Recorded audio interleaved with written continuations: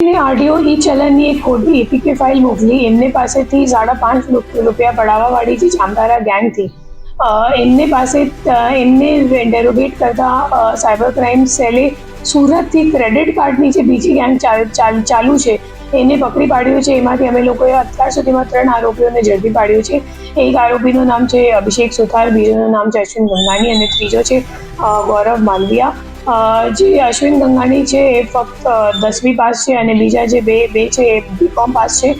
એ લોકોનું કામ હતું જે જામતારાવાળી ગેંગ છે એમને લોકો ક્રેડિટ કાર્ડ મોકલતા હતા તમામના, અને ક્રેડિટ કાર્ડ મોકલીને એમાં જે બેનિફિશિયરીઝ છે એમના જે ક્રેડિટ કાર્ડનું બિલ હતું એ પેમેન્ટ કરાવતા હતા, અને પેમેન્ટ કરાવીને પછી જ્યારે સાયકલ એક્સટેન્ડ થઈ જતું હતું તો અલગ અલગ POS મશીનમાં સ્વાઇપ કરાવીને એમને લોકો રોકડમાં કન્વર્ટ કરતા હતા, અને રોકડમાં કન્વર્ટ કરીને જામતારા ગેંગને 10% કમિશન માટે કાપીને CDM મશીન મારફતે જામતારા ગેંગના અકાઉન્ટમાં ડિપોઝિટ કરતા હતા.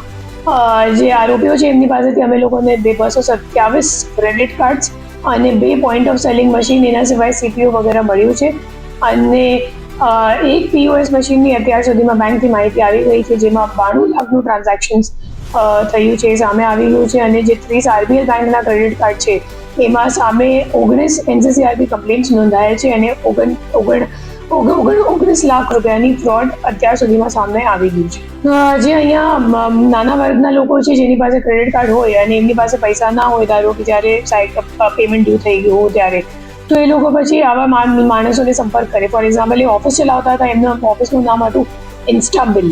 તો ઇન્સ્ટાબિલ નામનું એમનું ઓફિસ હતું, અને તમારી પાસે અગર ક્રેડિટ કાર્ડ હોય અને પૈસા ના હોય ચૂકવા માટે, તો પછી એ લોકો તમારા માટે પૈસા ચૂકવાની તમને પ્રોમિસ આપતા હતા, તમારા ક્રેડિટ કાર્ડ લઈ લેશે અને પછી આ ક્રેડિટ કાર્ડની ઇન્ફોર્મેશન જામતારા ગેંગને આપતા હતા, અને જે ફ્રોડનું પૈસા છે એમનાથી ક્રેડિટ કાર્ડનું બિલ ચૂકવીને પછી જે ક્રેડિટ કાર્ડનું બિલિંગ સાયકલ એક્સટેન્ડ થઈ જાય તો પછી એ જ ક્રેડિટ કાર્ડ અલગ અલગ POS મશીનમાં સ્વાઇપ કરીને પછી રોકડમાં કન્વર્ટ કરતા હતા, અને રોકડમાં કન્વર્ટ કરીને CDM મારફતે આરોપીઓને મોકલતા હતા. અને આરોપીનો પ્રોફાઇલ શું છે ને ક્યાં થઈ ગયો?